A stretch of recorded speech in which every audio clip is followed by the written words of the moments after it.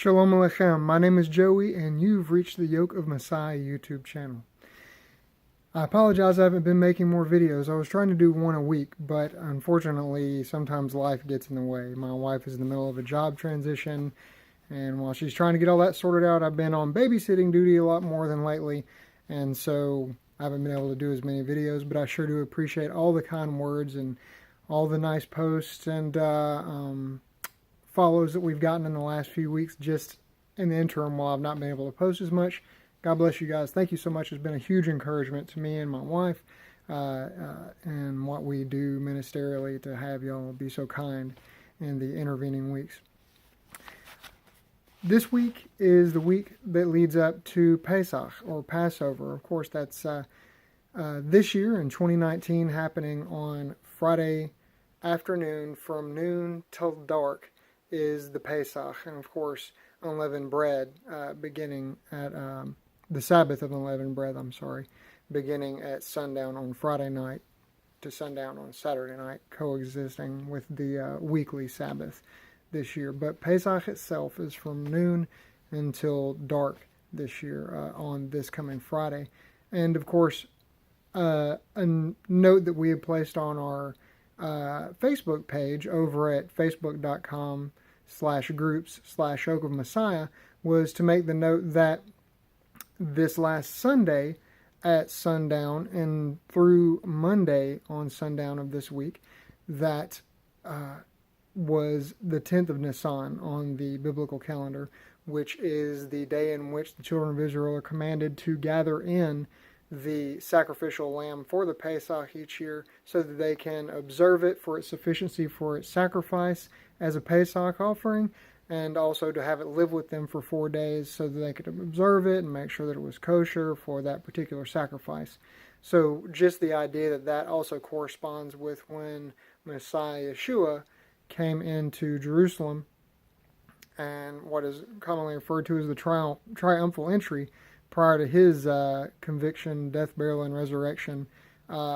Just like the Pesach lambs, he showed up 4 days before the Pesach that year and allowed himself to be examined by the chief priests at the temple when they questioned him, and he gave many teachings this week leading up to the time of his ultimate substitutional sacrifice for sins, and therefore purchasing life from beyond the grave, life eternal beyond the grave for all those who would believe on him. But an interesting note that kind of slides by, if you take the biblical account of when the Moshiach passed away on the cross and was laid in the tomb, it's not the usual colloquial Good Friday celebration. That would actually mean that the week of, or the time, those 3 days in the earth would have been preceded immediately by a Passover Seder he would have a night before the day of the Pesach itself, so that he would be being offered at the same time as the sacrificial animals in the temple on the Pesach offering that day, that year, and why he would have to be put in the tomb before the special Sabbath of unleavened bread would have to be coronated that year and begun that year. So, in reality, the Tuesday preceding any Pesach yearly, any Passover yearly, would be the actual time, the actual anniversary, daily or weekly anniversary of when the Moshiach would have done his work and experienced his own Passover Seder, his betrayal, his mocking, scourging, and eventual death upon the cross, taken down off the cross, and being laid in a tomb. And so I just find it very interesting, and today actually marks that 24-hour period in the year 2019 where approximately 2,000 years ago many things happened. And I'll give them to you in chronological order here. Each one of the events is between 3 and 6 hours apart, but just in rough fashion, today, Tuesday, April 16th, approximately 2,000 years ago, over the course of 24 hours, Moshiach Y'shua will celebrate a Seder, which is also called the Last Supper.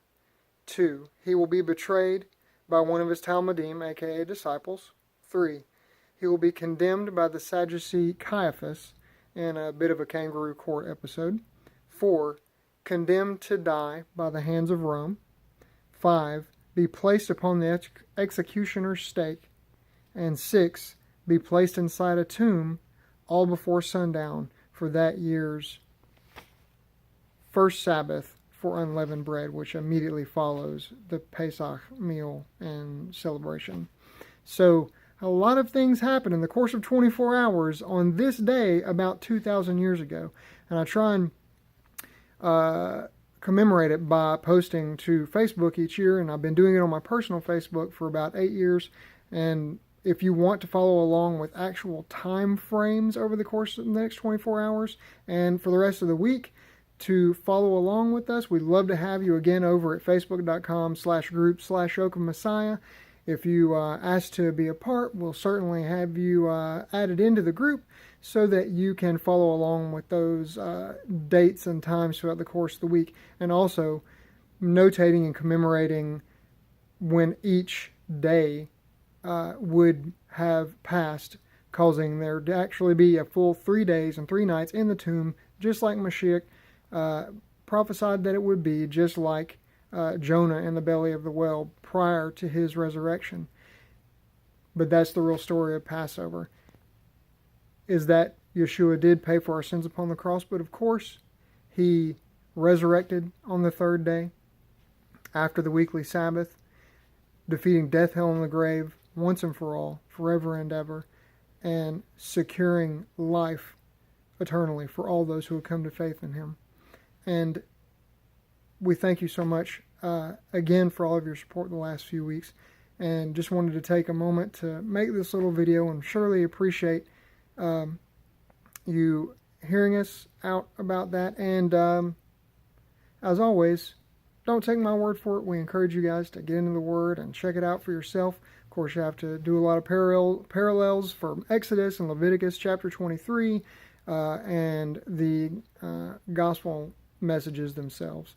But if you would like to follow up more on this, we'd certainly love to hear from you in the comments below. If you, again, would like to follow along with this, the week of the Messiah's Passion, the Pesach week, and all that goes into it, and the timeline of the Messiah's death, burial, and resurrection, we would love for you to follow us again, facebook.com/groups/Yoke of Messiah.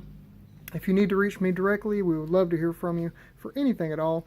You can reach us at yokeofmessiah@gmail.com. And if you enjoy this video, we would love for you to click the little thumbs up and also to click the subscribe button if you would like to hear more from us later in regards to further future videos. But again, thanks again so much for everyone's patience with us. We'll be posting a lot more videos and a lot more regular time frame in the coming weeks and moving forward once everything kind of gets settled down in our lives here at the house. So God bless you guys. Shalom Aleichem and Chag Sameach Pesach.